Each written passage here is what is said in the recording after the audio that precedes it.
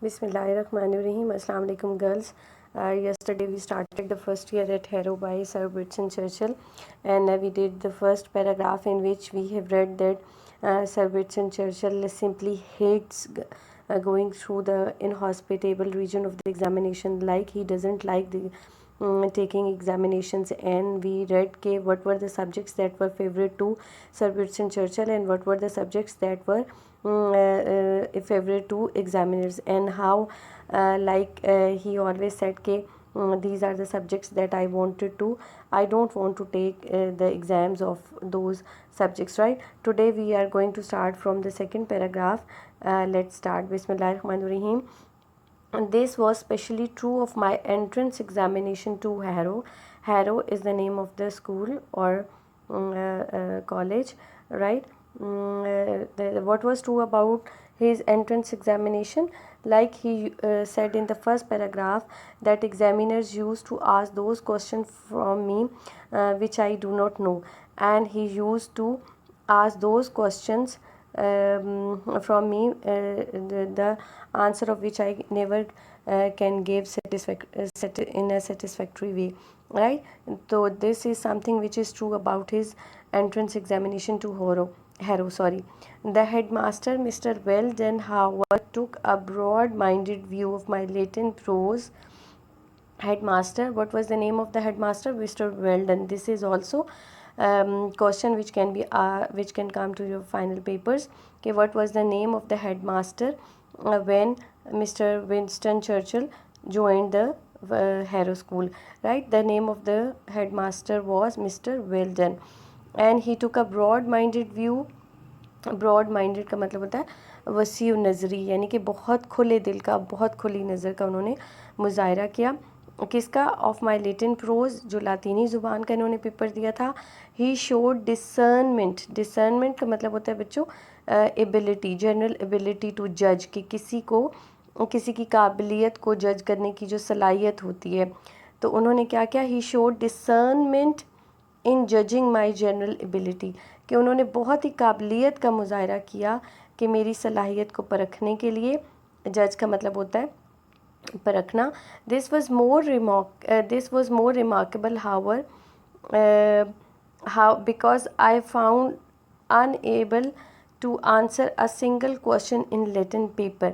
क्यों? इसलिए कि देखिए, उसने कहा कि बहुत मज़े की बात है कि मैं एक भी सवाल का जवाब नहीं दे सकता था लातीनी ज़ुबान का, यानी जो पेपर आया उसका कोई एक सवाल भी मुझे नहीं आता था। I wrote my name at the top of the page, page के सबसे ऊपर वाले हिस्से पे इन्होंने अपना नाम लिखा। रोट देखें, राइट की सेकंड फॉर्म लिखी हुई है। I wrote down the number of the question 1, फिर उन्होंने सबसे पहले तो अपना नाम लिखा, दूसरे लाइन के ऊपर उन्होंने क्वेश्चन नंबर 1 लिखा, और क्वेश्चन नंबर 1 के इर्द गिर्द ये इन्वर्टेड कॉमर्स डाले जी, जैसे आप देख रहे हैं।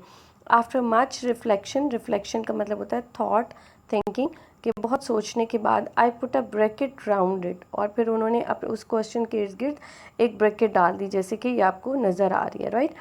बट देयर आफ्टर, लेकिन उसके बाद I couldn't think of any one connected with it, like he was unable to answer anything which was relevant to the question, right? And it was either relevant or true, like he was unable to write even a single word which was true about that question. Incidentally का मतलब होता है अचानक ही, there arrived from nowhere in particular, कि पता नहीं कहाँ से, पर्टिकुलर के ख़ास तौर पे पता नहीं कहाँ से आए, ब्लॉट के एक धब्बा, ब्लॉट का मतलब धब्बा सा, या उसकी पेन की इंक, उनके पेन की जो इंक थी या जो जिस पेंसिल से वो लिख रहे थे, कहीं से, यानी उनको नहीं पता चला कि कहाँ से एक पेपर के ऊपर एक ब्लॉट यानी इंक का धब्बा लग गया। एंड सेवरल स्मजेस, वैसे तो बेसिकली स्मज भी धब्बे को ही कहते हैं, लेकिन यहाँ पर पर्टिकुलरली यूज़ आएगा कि जैसे आप पेंसिल से लिखने के बाद रब करते हैं रेज़र से, तो एक गंद सा मच जाता है ना, मेस हो जाता है पेपर के ऊपर, that is known as smudge, right? तो उनके पेपर के ऊपर एक धब्बा आया और उसके बाद कुछ थोड़े से दाग लग गए। आई गेज का मतलब होता है घूर के देखना। For 2 whole hours at this sad spectacled, देखें बच्चों, 2 घंटे तक وہ اس کو دیکھتے رہے. اسپیکٹیکل ویسے نظارے کو کہتے ہیں، لیکن ظاہر ہے یہ بھی نظارہ ہی تھا جس کو وہ 2 گھنٹے تک دیکھتے رہے.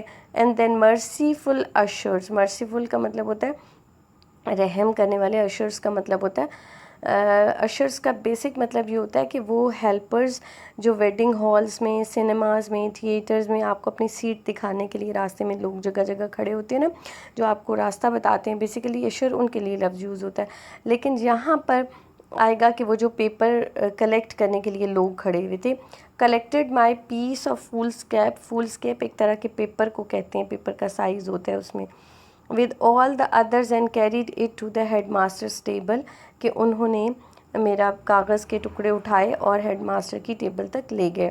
It was from these slender indications of the scholarship that Mr. Weldon drew the conclusion. وہ کہتا ہے کہ یہ جو چھوٹے موٹے سلنڈر، ویسے بہت باریک پتلی سی چیز کو کہتے ہیں. انڈیکیشن کا مطلب ہوتا ہے کسی طرف اشارہ کرنا، لیکن جہاں پر آئے گا کہ یہ جو صفحے کے اوپر میں نے کچھ تھوڑے سے اشارے ڈالے تھے نا، وہ جو داغ دھبے ڈالے تھے، ان سے مسٹر ویلڈن کو پتہ چلا، انہوں نے یہ نتیجہ نکالا that I was worthy to pass into Harrow, کہ مجھے ہیرو اسکول میں ایڈمیشن مل جانا چاہیے. It is very much to his credit, very much نہیں، ویسے آل ٹو ہز کریڈٹ آنا چاہیے کہ ظاہر ہے ان کی مہربانی تھی کہ ان کو داخلہ مل گیا، ادروائز کیا تو انہوں نے کچھ نہیں تھا پیپر کے اندر. It showed that he was a man capable of looking beneath the surface of things. ٹھیک ہے، یہ ان کی تعریف کر رہے ہیں ان ہیڈ ماسٹر کی. وہ کہتے ہیں کہ وہ اس قدر قابل انسان تھے کہ وہ چیزوں کو دیکھ سکتے تھے ان کے اندر تک، سرفیس کے نیچے تو نہیں، اب ہم کہیں گے کہ اندر تک چیزوں کا کو دیکھ سکتے تھے. A man not dependent upon paper manifestations, کہ وہ ایک ایسے انسان نہیں تھے. ڈپینڈنٹ کا مطلب ہوتا ہے جو انحصار کرتا ہو. پیپر مینیفیسٹیشنز کا مطلب کہ صرف کاغذوں پہ اوپر جو لفظ لکھے ہوتے ہیں صرف ان پر انحصار نہیں کرتے تھے، بلکہ وہ انسان کو کی قابلیت کو دیکھ سکتے تھے. آئی have always had the greatest regard for ہم، کہ میں ہمیشہ ان کا بہت مشکور رہوں گا، اور میں ہمیشہ سے ان کا یعنی بہت شکر گزار ہوں اس بات پہ کہ میں اس میں انہوں نے مجھے ایڈمیشن دیا. Now girls, here is something which is important to understand, کہ the last line I have always the greatest regard for him is شوئنگ the humanity اور دا ہیومن ہارٹ اور the humbleness of the sir Winston Churchill. All the persons who are successful in this life, all the people who you can see they gain success in this life, the one thing which is common to all those persons is that being humble. They are always humble, and this is something which we can see over here, okay, although he became very successful person, but he is, even after gaining success, he is very thankful to his teacher that he has given him admission, although he has done nothing in the paper, right? Now coming to the next paragraph. In consequence of his decision, consequence کہتے ہیں نتیجے کو. Consequence of his decision, I was in due course placed in the third or the lowest division of the fourth or bottom. ان کو admission ملا تو کہاں ملا کہ جو سب سے یعنی کالم تھا نا اسٹوڈنٹس کا جس میں نام لکھے ہوئے تھے، اس میں سب سے آخر میں جو لائن تھی سب سے تہ میں جا کے ان کا نام ہوا. The name of the new boys were printed in school list in the alphabetical order.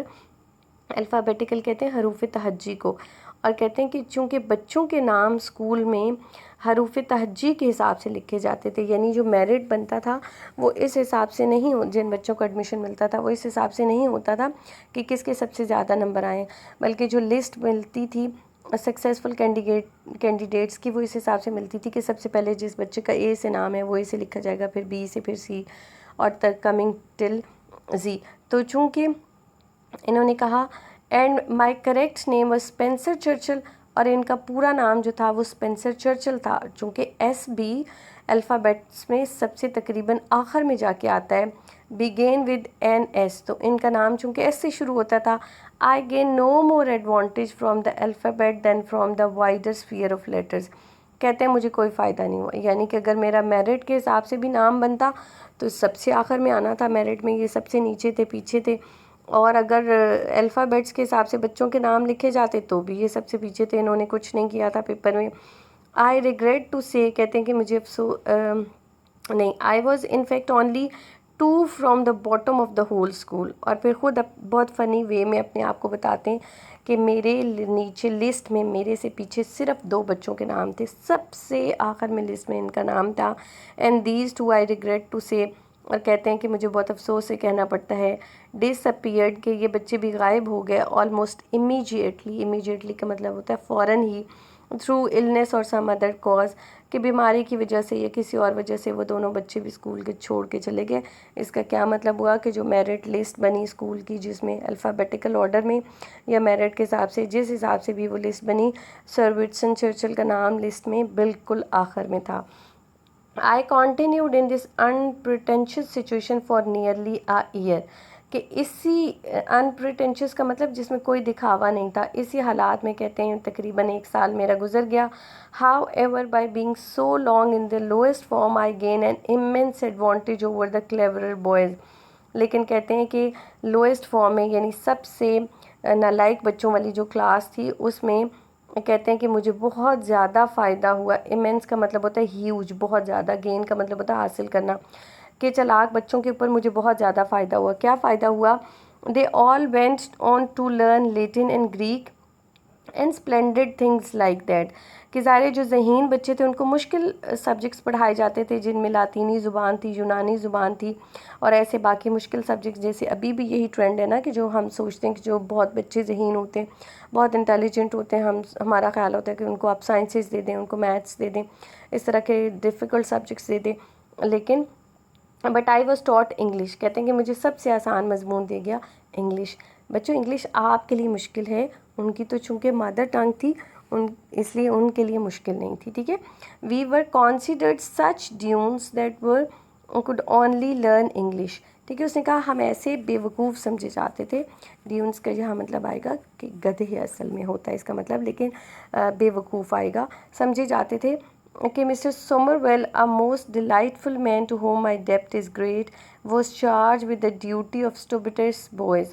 کہ مسٹر سومرویل جو ہیں ایک بہت ہی ہنس مکھ سے انسان تھے جن کو میرا قرض بہت زیادہ. ڈیٹ از گریٹ کا مطلب ہے ڈیٹ از گریٹ. یہ ایڈیومیٹک فریز میں آپ اس کو لے لیں. اس کا مطلب یہ ہے کہ میں ان کا بہت مقروض ہوں، یعنی میں ان کا بہت شکر گزار ہوں کہ ان کو ڈیوٹی دی گئی تھی کہ جو بہت ہی بے وقوف ترین بچے ہیں ان کو انگلش پڑھانے کی ڈیوٹی کس کو دی گئی تھی؟ مسٹر سومرویل کو دی گئی تھی. اب یہ 2 نام بچوں آپ نے یاد رکھتے ہیں. مسٹر ویلڈن کس کا نام تھا؟ جب وہ اسکول کے انہوں نے ایڈمیشن کے لیے اپلائی کیا تھا سر وٹسن چرچل نے ہیرو میں، تو ان کے پرنسپل کا نام ویلڈن تھا، اور کن ٹیچر نے ان کو انگلش پڑھائی تھی ان کا نام مسٹر سومرویل تھا. ٹھیک ہے. Now girls, this is all for today. This is the first page that we completed. By tomorrow inshallah ta'ala, by tomorrow means in the next class inshallah ta'ala we will wind up this lesson, and then we will come to its exercise. Hopefully you have understood the lesson. Even if you have some difficulty in understanding or you have any questions, so you can send it to me. Thank you so much. Allah Hafiz.